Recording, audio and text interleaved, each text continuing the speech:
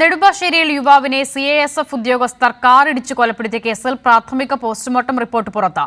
ഐവിന്റെ മരണകാരണം തലക്കേറ്റ് പരിക്കുന്ന റിപ്പോർട്ട്. അതേസമയം കേസിൽ പ്രതികളായ CISF ഉദ്യോഗസ്ഥരെ സസ്പെൻഡ് ചെയ്തു.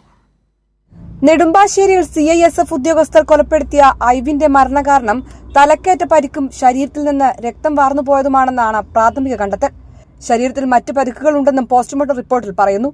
കേസിൽ പ്രതികളായ CISF ഉദ്യോഗസ്ഥൻ വിനയ് കുമാർ, ഒപ്പമുണ്ടായിരുന്ന മോഹൻകുമാർ എന്നിവരെ സസ്പെൻഡ് ചെയ്തു. CISF വകുപ്പുതല അന്വേഷണവും പ്രഖ്യാപിച്ചിട്ടുണ്ട്. ഐവിന്റെ കൊലപാതകം ഗൌരവതരമെന്നും ശക്തമായ നടപടി സ്വീകരിക്കുമെന്നും മന്ത്രി P. രാജീവ് പറഞ്ഞു. അത് വളരെ ഗൌരവമായ സംഗതിയാണ്. പോലീസ് ഗൌരവമായി തന്നെ പ്രശ്നത്തെ കണ്ടിട്ടുണ്ട്.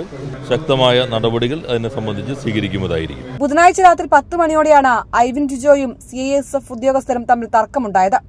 ഇതിനിടയിലാണ് ഉദ്യോഗസ്ഥർ ഐവിനെ കാറിടിപ്പിച്ചത്. ഫോറൻസിക് സംഘം സ്ഥലത്തെത്തി തെളിവ് ശേഖരണം നടത്തി. കാറിന്റെ ബോണറ്റിൽ നിന്നും ഐവിന്റെ ഫോണും കണ്ടെത്തിയിട്ടുണ്ട്. ഇതിലെ ദൃശ്യങ്ങളും പോലീസ് പരിശോധിക്കും. കൈരളി ന്യൂസ്, കൊച്ചി.